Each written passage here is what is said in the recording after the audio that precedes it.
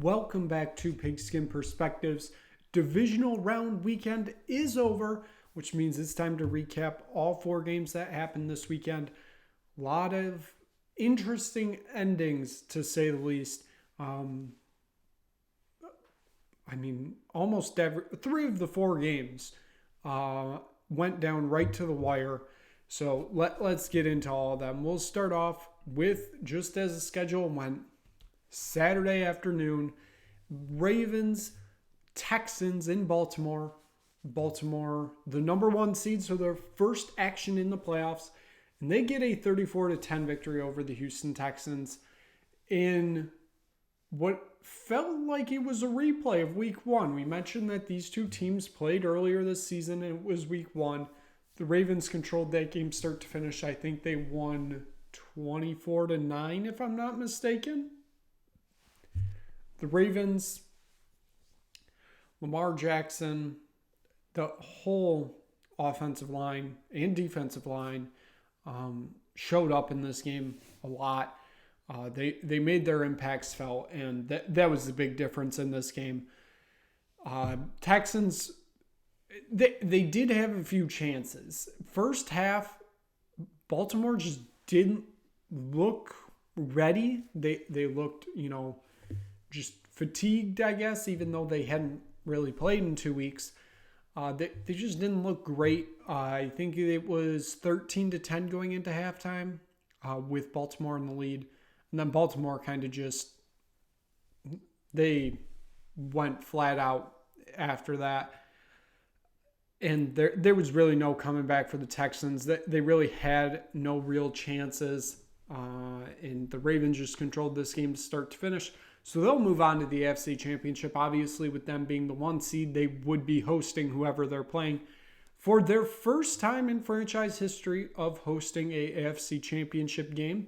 The first time the city of Baltimore is hosting an a championship game, I should say, since the Baltimore Colts in 1970 hosted I believe it was the AFC.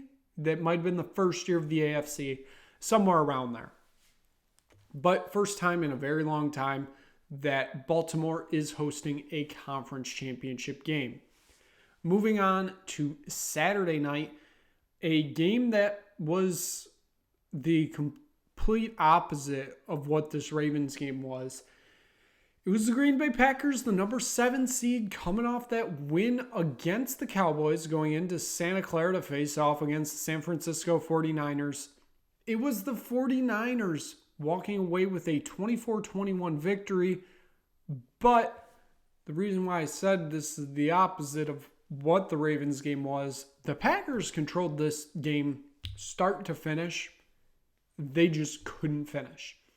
The Jordan Love crossbody, middle of the field throw on his final drive of the game that ended in an interception, as it always does, the Brett Favre interception, it ended the game, obviously. I think there was like a minute and a half left, and the 49ers just needed out. But the Packers were controlling this game start to finish. They were getting stops on defense when they needed it. Their offense, they couldn't get it done in the red zone, which did kind of cost them the game. They obviously got field goals, which 3 is better than 0, but it's not as good as 7. Or technically 6. Andres Carlson, another missed extra point in this game. Not great. But the 49ers, Brock Purdy did not look good all game. He was making very bad throws, either overthrows or underthrows that the Packers just couldn't get on. Because, if the Packers could get on those and get interceptions, this game, way different. The 49ers kind of looked lackluster in this game, if we're being honest. A lot of that, I think, can be determined to the weather. It was a very soggy night in Santa Clara. It was raining most of the night. Got more heavy as the game went on.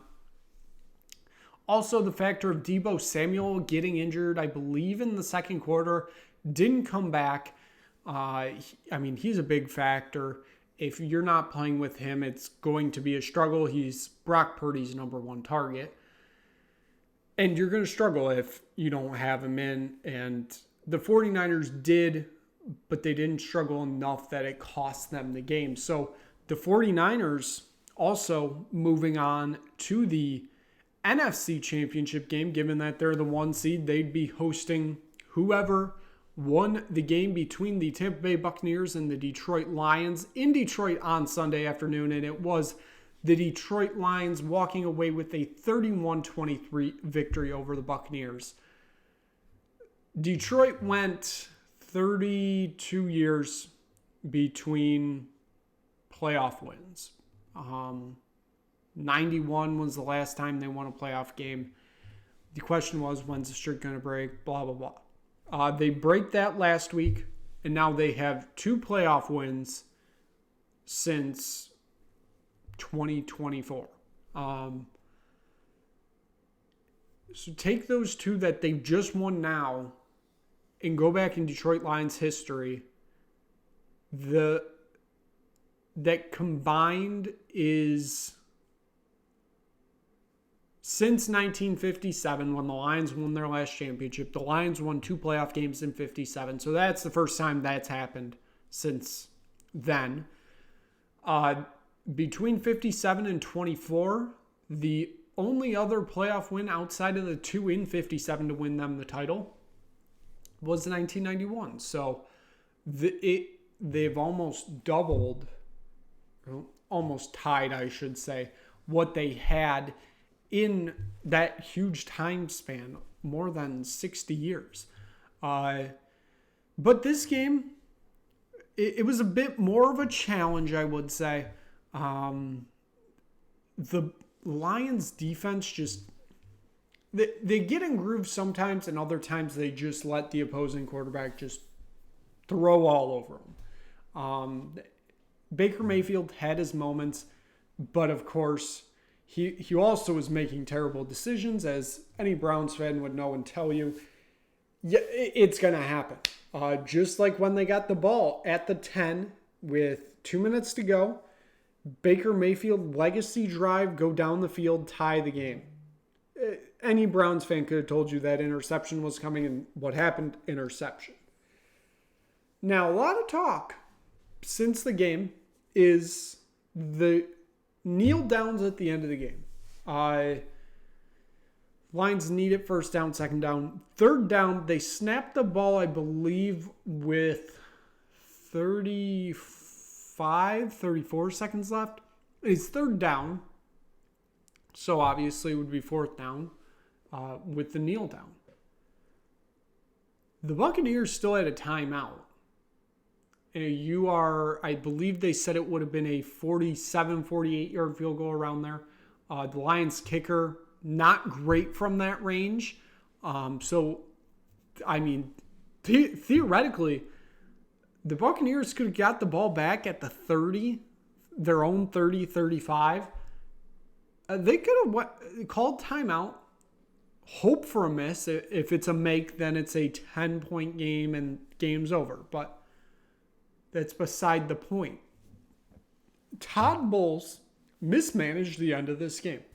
He's going to say, well, he did say it was gentleman's agreement. You know when the game's over, blah, blah, blah. It's the playoffs.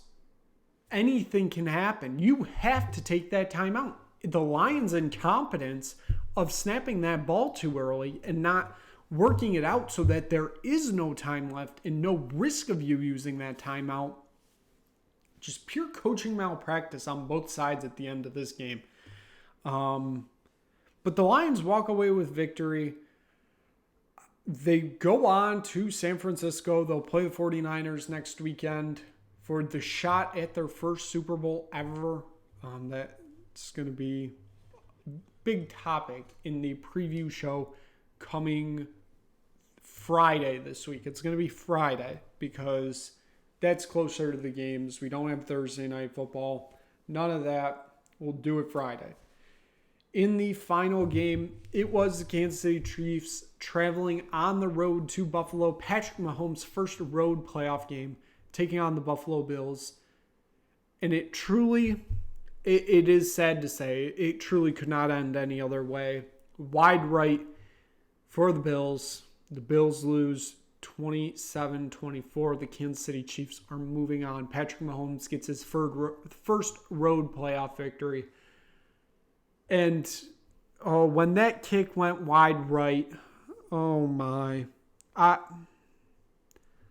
That was just such a sad moment for Buffalo. Just knowing the demons with wide right that they have.